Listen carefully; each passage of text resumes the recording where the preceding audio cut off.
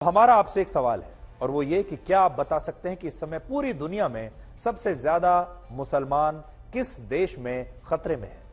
दुनिया के बड़े बड़े देश, संस्थाएं, मीडिया, पत्रकार, बड़े बड़े नेता, विपक्ष के नेता हमारे अपने ही देश में गाजा के मुसलमानों को खतरे में नहीं मानते, जहां सिर्फ 1.5 महीने में 16 लाख मुसलमान विस्थापित हो चुके हैं और 14,000 मुसलमानों की मौत हो चुकी है।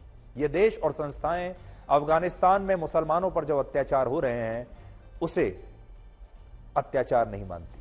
चीन और पाकिस्तान में बलूचिस्तान के मुसलमानों को भी खतरे में नहीं मानते, जिन पर आए दिन अत्याचार होते हैं। इनकी जगह ये तमाम देश, ये तमाम लोग पूरी दुनिया में भारत के मुसलमानों को सबसे ज्यादा खतरे में मानते हैं और कहा जाता है कि भारत का अल्पसंख्यक वर्ग खुद को डरा हुआ और असुरक्षित महसूस करता है। ये बात आपने एक बार नहीं, सैकड़ों बार नहीं, हजारों बार सुनी होगी और ये जो वक्तव्य दिया जाता है ये अक्सर हर जगह दिया जाता है, राजनीति में भी और वैसे भी कहा जाता है कि भारत में अल्पसंख्यक असुरक्षित हैं और वो डरे हुए हैं। लेकिन आज हम आपको भारत के एक ऐसे मुस्लिम नेता का बयान सुनवाएंगे जिससे आपको पता चलेगा कि भारत में मुसलमानों के खतरे में होने की जो थ्योरी है वो कितनी झूठी है। ये बयान AIMIM पार्टी के नेता असदुद्दीन ओवैसी के सगे भाई अकबरुद्दीन ओवैसी का है, जिन्होंने तेलंगाना की एक चुनावी रैली में एक पुलिस इंस्पेक्टर को खुलेआम धमकी देते हुए कहा कि अगर उन्होंने रैली में आए अपने समर्थकों को एक इशारा किया तो ये समर्थक पुलिस को वहां से भागने के लिए मजबूर कर देंगे। इस पुलिस इंस्पेक्टर की गलती सिर्फ इतनी थी कि वो अकबरुद्दीन ओवैसी को यह बता रहा था कि चुनाव आचार संहिता के तहत इस चुनावी रैली में भाषण देने का समय समाप्त हो चुका है, इसलिए उन्हें अपना कार्यक्रम अब रोक देना चाहिए, अपना भाषण रोक देना चाहिए। लेकिन इसके बाद अकबरुद्दीन ओवैसी ने कहा कि उन्हें रोकने वाला आज तक कोई पैदा नहीं हुआ और यह बात वो उस देश में कह रहे थे जहां के मुसलमानों को बात बात पर खतरे में बताया जाता है और डरा हुआ बताया जाता है। और अकबरुद्दीन ओवैसी ने जब पुलिस को सरेआम ये धमकी दी तब उसी पुलिस के सुरक्षाकर्मी, उनके अपने सुरक्षाकर्मी उनके साथ बंदूक लिए खड़े हुए थे, जिनका इस धमकी को सुनकर शायद खून जरूर खौल रहा होगा। लेकिन हमारे जो पुलिस वाले हैं जो कि अकबरुद्दीन ओवैसी की ही सुरक्षा कर रहे हैं, ये मजबूर होंगे क्योंकि ये संविधान से, ये कानून से बंधे हुए हैं। पहले अब आप ये देखिए कि अकबरुद्दीन ओवैसी ने पुलिस के लिए कितनी आपत्तिजनक भाषा का इस्तेमाल किया है और ये सिर्फ पुलिस के लिए नहीं, ये लोकतंत्र के लिए एक आपत्तिजनक भाषा मानी जाएगी, हमारे संविधान के लिए भी आपत्तिजनक भाषा मानी जाएगी। अब आप खुद सुनिए। आपको फिर चलिए चलिए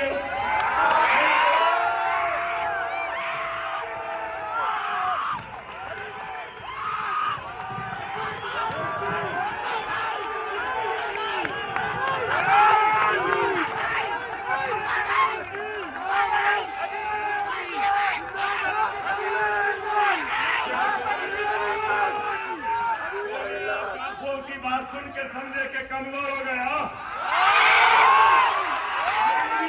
हिम्मत है के ठहरे 5 मिनट अभी बोलूंगा, 5 मिनट। कोई माइक का लाल पैदा नहीं हुआ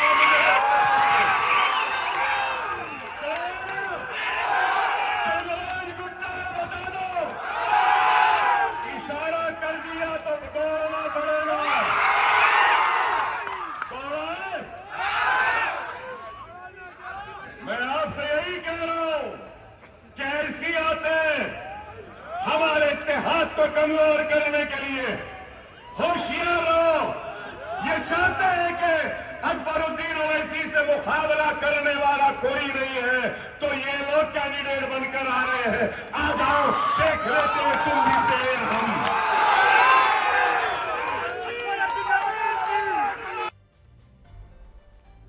तो आपने देखा कि अकबरुद्दीन ओवैसी कितने डरे हुए दिखाई दे रहे हैं। आपने ये भी महसूस किया होगा कि वो कितने असुरक्षित महसूस कर रहे हैं। क्या आपको ऐसा लगा कि ओवैसी साहब डरे हुए हैं? क्या आपको ऐसा लगा कि वो असुरक्षित महसूस कर रहे हैं? बल्कि वो तो मंच पर खड़े होकर खुलेआम भारत के संविधान को चुनौती दे रहे हैं, भारत के लोकतंत्र को चुनौती दे रहे हैं, भारत की पुलिस को चुनौती दे रहे हैं और उन्हें धमका रहे हैं और उनके समर्थक जबरदस्त तरीके से उन्हीं के सामने तालियां बजा रहे हैं। वो जितना ज्यादा अपमानजनक भाषा का इस्तेमाल करते हैं, तालियों की गड़गड़ाहट उतनी ही ज्यादा होती है, नारेबाजी उतनी ही बढ़ती जाती है, जैसे कि जनता ये कह रही हो कि वाह ओवैसी साहब, बिल्कुल आप ऐसा ही करिए। और ओवैसी जानते हैं कि वो जितना ज्यादा अपमान करेंगे पुलिस का, भारत की लोकतांत्रिक व्यवस्था का जितना ज्यादा अपमान करेंगे। और देखिए, असम के जो मुख्यमंत्री हैं हेमंत बिस्वा शर्मा, उन्होंने अभी इसी बयान पर अपनी एक प्रतिक्रिया दी है, पहले वो सुन लेते हैं। बीजेपी सरकार नहीं है, तेलंगाना में बीजेपी सरकार बनेगा तो आपको जीवन में ऐसा वीडियो नहीं दिखेगा। एक बार बीजेपी को सरकार बनाइए, जीवन में ऐसा वीडियो नहीं आएगा। इस बार सात सीटें हैं असदुद्दीन ओवैसी, क्या लगता है कि 7 सीटें? देखिए यहाँ में बहुत सारे प्रॉब्लम है। जैसे वोटर लिस्ट में मरने वाला लोगों का भी नाम काटा नहीं जाते हैं, जो लोग मर गया उसका नाम भी वोटर लिस्ट में रहते हैं।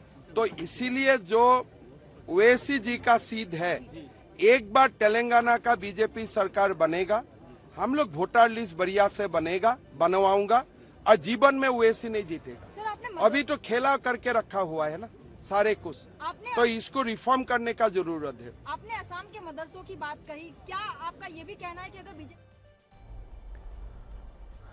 तो देखिए, दोनों तरफ से जो भाषा आ रही है वो कैसी आ रही है। ओवैसी साहब अलग चुनौती दे रहे हैं और हेमंत बिस्वा शर्मा कह रहे हैं कि एक बार अगर बीजेपी की सरकार आ गई तो वो ऐसा वीडियो दोबारा बना नहीं पाएंगे।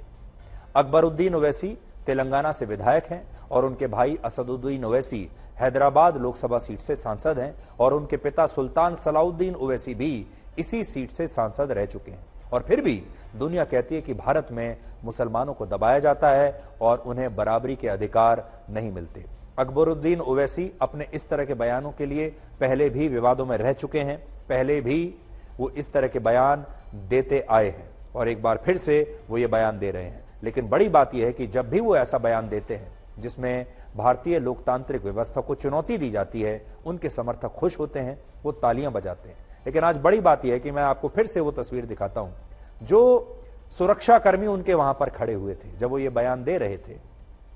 अकबरुद्दीन ओवैसी के ही सुरक्षाकर्मी वहां पर खड़े हुए हैं, पुलिस वाले वहां पर खड़े हुए हैं। जब एक नेता मंच पर खड़ा होकर पुलिस वालों को धमकाता है, उनसे कहता है कि हिम्मत है तो आगे आओ, पुलिस वालों के हाथ में बंदूक है, गन है, उनका खून भी खौलता होगा अपना यह अपमान सुनकर। लेकिन देखिए उनकी भी कैसी मजबूरी है कि वो चुपचाप खड़े हैं और ओवैसी को सुन भी रहे हैं और ओवैसी साहब की सुरक्षा भी कर रहे हैं। यह होती है लोकतांत्रिक व्यवस्था। हालांकि अगर आपको अब भी यह लगता है कि भारत के मुसलमान पूरी दुनिया में सबसे ज्यादा खतरे में हैं, तो हम आपको आज चीन के बारे में कुछ नई जानकारी देना चाहते हैं। अमेरिका के ह्यूमन राइट्स वॉच की एक नई रिपोर्ट आई है जिसमें लिखा है कि चीन में लोगों को इस्लाम धर्म का पालन करने से रोकने के लिए वहां की हजारों मस्जिदों को निशाना बनाया जा रहा है और इन मस्जिदों की मीनारों और गुंबदों को तोड़कर अब इनकी रूपरेखा यानी इनके स्ट्रक्चर को भी बदला जा रहा है कि ये मस्जिदें अब मस्जिदें जैसी अब लगती ही नहीं है। इनका जो पूरा स्ट्रक्चर है उसे बदल दिया गया है, वहां पर गुंबद रखना अलाउड नहीं है। अब तक चीन में 16,000 मस्जिदें या तो तोड़ी जा चुकी हैं या उन्हें बंद किया जा चुका है। लेकिन हैरानी की बात यह है कि इस पर दुनिया के किसी भी मुस्लिम देश ने अब तक चिंता नहीं जताई है, या यह कह लीजिए कि मुस्लिम देश चीन के इन मुसलमानों को असल में मुसलमान मानते ही नहीं है। और ये जो थ्योरी है सबको सूट करती है। पिछले साल जब कर्नाटक में मुस्लिम छात्राएं स्कूल कॉलेजों में हिजाब पहनने के लिए आंदोलन कर रही थी, उस समय आतंकवादी संगठन अलकायदा ने कहा था कि भारत के मुसलमान खतरे में हैं। लेकिन चीन में जब लाखों मुसलमानों को डिटेंशन कैंप्स में रखकर उन पर अत्याचार होते हैं और वहां इस तरह से मस्जिदों को तोड़ा जाता है, तो ना तो मुस्लिम देश इसका विरोध करते हैं और ना ही अलकायदा जैसे आतंकवादी संगठनों को इस्लाम या मुसलमान खतरे में नजर आते हैं।